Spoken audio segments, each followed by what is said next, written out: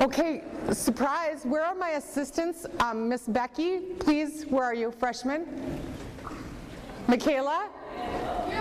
And Sam, come on down. You're coming down to the front row today. Come on.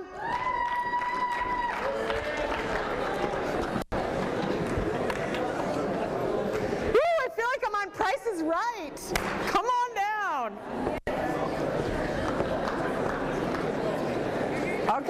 Okay, we can, let's be quiet when they're coming down. Let's be quiet. You guys are so good at being quiet.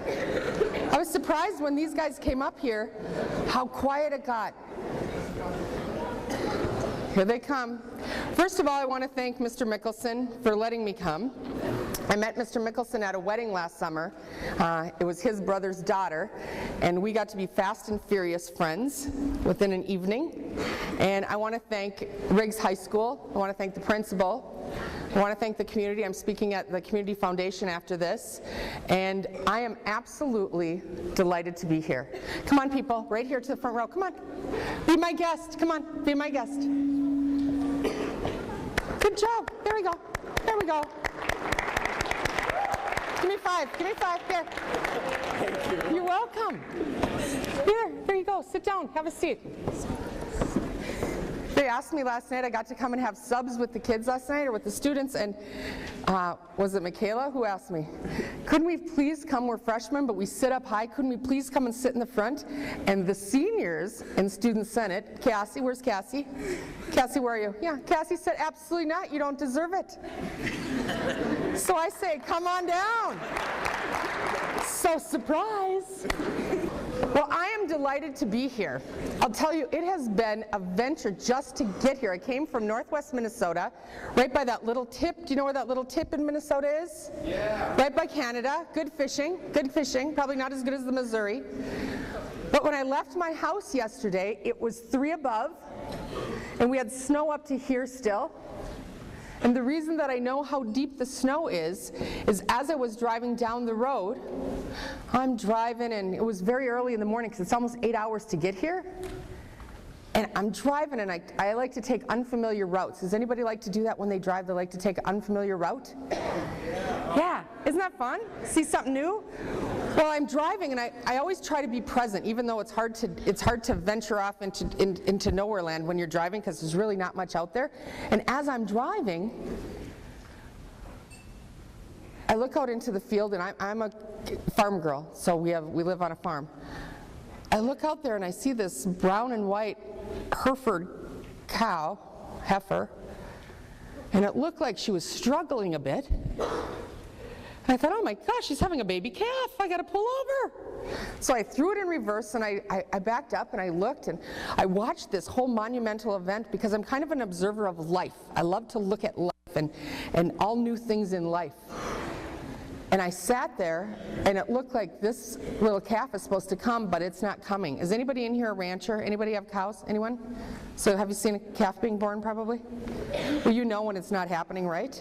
So I drove off to go find the farmer, and I found the farmer. Farmer Dan was his name. I found out his name was Dan. And so I said, you have a cow that's having a calf? And he said, oh, for crying out loud, that's lucky.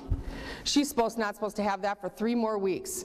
And so Farmer Dan came, and we went, and Farmer Dan pulled right up into the field in the snow, and he said, do you want to come and help? I don't know if I can do this. I need this unloaded. And he had this big piece of equipment, and he unloads it off the truck, off his pickup, and it's got this pulley system. Are you familiar with this? This is how you deliver a calf if you need be. It's pulling a calf, apparently. Is that what it's called? So he hooks this thing onto the leg, and he starts ratcheting this thing. Well, I don't know who else but me would probably have cowboy boots in their car. So I slipped those on, and I crawled over the fence, and I was there when this calf came out, and the calf wasn't living. I'd never seen a calf born before.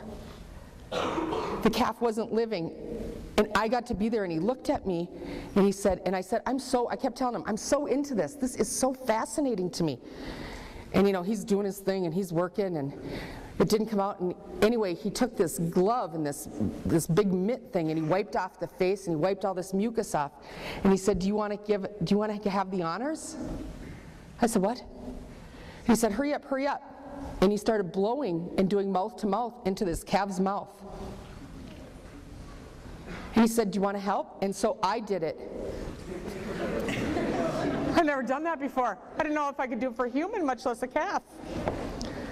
And I said, "Am I doing it right?" And all of a sudden, the little calf started going like this, and he started shaking it and wiping it down and shaking its face and shaking it like this and rubbing it all over.